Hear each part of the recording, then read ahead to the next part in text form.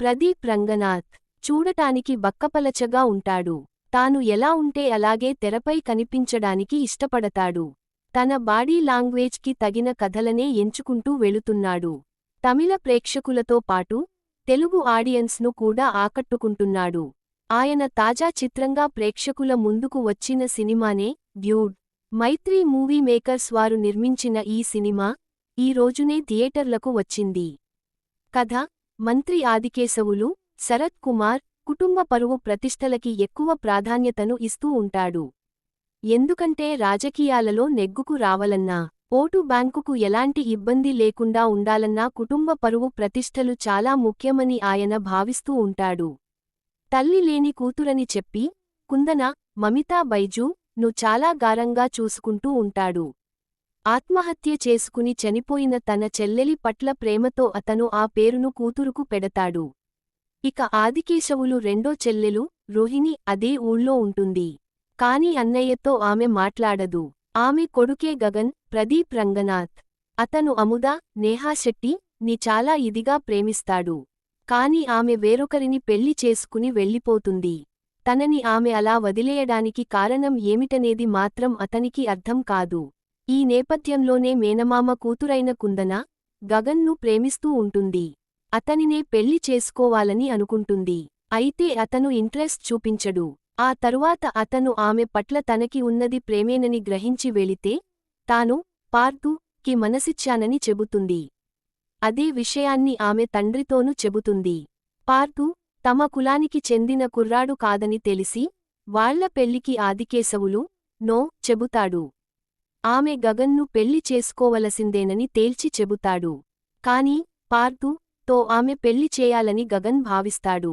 ఆ ప్రయత్నంలో అతనికి ఎలాంటి సవాళ్లు ఎదురయ్యాయి? గగన్ తల్లితో ఆదికేశవులుకి మాటలు లేకపోవడానికి కారణం ఏమిటి అనేది మిగతా కథ. విశ్లేషణ: లైఫ్లో ఒక విషయాన్ని నువ్వు లెఫ్ట్ హ్యాండ్తో డీల్ చేస్తే లైఫ్ కూడా నిన్ను లెఫ్ట్ హ్యాండ్తో డీల్ చేస్తుంది అనేది ఈ సినిమాలో హీరో డైలాగ్. అప్పటికే అనుభవాన్ని గడించేసిన హీరో చెప్పిన మాట ఇది.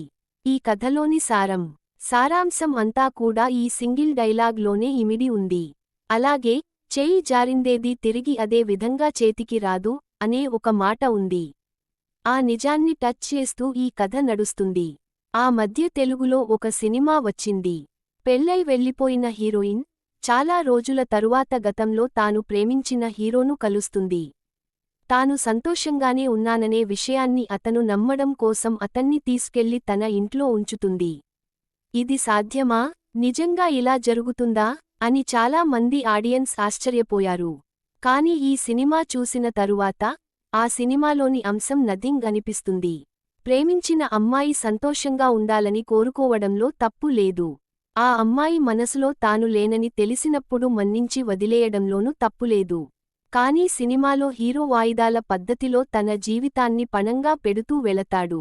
అయితే అతను చేసే త్యాగాలు సహజత్వానికి దూరంగా ఉండటం వలన కనెక్ట్ కావడం కష్టమవుతుంది. పనితీరు: దర్శకుడు కీర్తీశ్వరన్ తయారు చేసుకున్న కథ ఇది. కథలో కొత్తదనం కోసం గట్టిగానే ట్రై చేశాడు. కాకపోతే ఆ కొత్తదనం ఎంతవరకు వాస్తవ పరిస్థితులను కలుపుకుని వెళుతోంది అనేది పట్టించుకోలేదేమో అనిపిస్తుంది.